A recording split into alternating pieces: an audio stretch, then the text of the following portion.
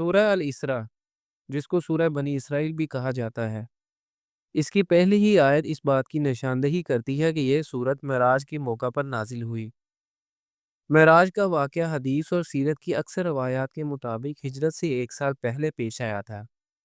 اس لیے یہ سورت بھی انہی صورتوں میں سے ہے جو مکی دور کے آخری زمانے میں نازل ہوئی۔ پس منظر: اس وقت نبی صلی اللہ علیہ وآلہ وسلم کو توحید کی آواز بلند کرتے ہوئے 12 سال گزر چکے تھے۔ آپ کے مخالفین آپ کا راستہ روکنے کے لیے سارے جتن کر چکے تھے، مگر ان کی تمام مزاحمتوں کے باوجود آپ کی آواز عرب کے گوشے گوشے میں پہنچ گئی تھی۔ عرب کا کوئی قبیلہ ایسا نہ رہا تھا جس میں 2-4 آدمی آپ کی دعوت سے متاثر نہ ہو چکے ہوں۔ خود مکے میں ایسے مخلص لوگوں کا ایک مختصر جتھا بن چکا تھا جو ہر خطرے کو اس دعوت حق کی کامیابی کے لیے انگیز کرنے کو تیار تھے۔ مدینے میں اوس اور خزرج کے طاقتور قبیلوں کی بڑی تعداد آپ کی حامی بن چکی تھی۔ اب وہ وقت قریب آ لگا تھا جب آپ کو مکے سے مدینے کی طرف منتقل ہو جانے اور منتشر مسلمانوں کو سمیٹ کر اسلام کے اصولوں پر ایک ریاست قائم کر دینے کا موقع ملنے والا تھا۔ ان حالات میں معراج پیش آئی اور واپسی پر یہ پیغام نبی صلی اللہ علیہ وآلہ وسلم نے دنیا کو سنایا۔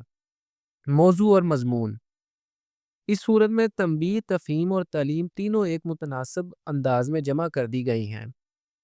تنبیہ کفار مکہ کو کی گئی کہ بنی اسرائیل اور دوسری قوموں کے انجام سے سبق لو اور خدا کی دی ہوئی مہلت کے اندر جس کے ختم ہونے کا زمانہ قریب آ لگا ہے سمجھ جاؤ اور اس دعوت کو قبول کر لو، ورنہ مٹا دیے جاؤ گے اور تمہاری جگہ دوسری لوگ زمین پر بسائے جائیں گے۔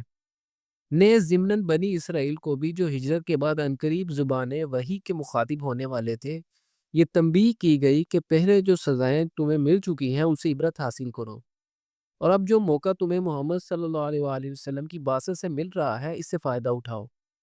یہ آخری موقع بھی اگر تم نے کھو دیا اور پھر اپنی سابق روش کا اعادہ کیا تو دردناک انجام سے دوچار ہوگے۔ تعلیم کے پہلو میں اخلاق اور تمدن کے وہ بڑے بڑے اصول بیان کیے گئے جن پر زندگی کے نظام کو قائم کرنا دعوت محمدی کے پیش نظر تھا۔ یہ گویا اسلام کا منشور تھا جو اسلامی ریاست کے قیام سے 1 سال پہلے اہل عرب کے سامنے پیش کیا گیا تھا۔ ان سب باتوں کے ساتھ نبی صلی اللہ علیہ وآلہ وسلم کو ہدایت کی گئی کہ مشکلات کے اس طوفان میں مضبوطی کے ساتھ ساتھ اپنے موقف پر جمے رہیں اور کفر کے ساتھ مصالحت کا خیال تک نہ کریں۔ نیز مسلمانوں کو جو کبھی کبھی کفار کے ظلم و ستم اور ان کے طوفان کذب و افطرا پر بے ساختہ جنجلا اٹھے تھے، تلقین کی گئی کہ پورے صبر و سکون کے ساتھ حالات کا مقابلہ کرتے رہیں اور تبلیغ و اصلاح کے کام میں اپنے جذبات پر قابو رکھیں۔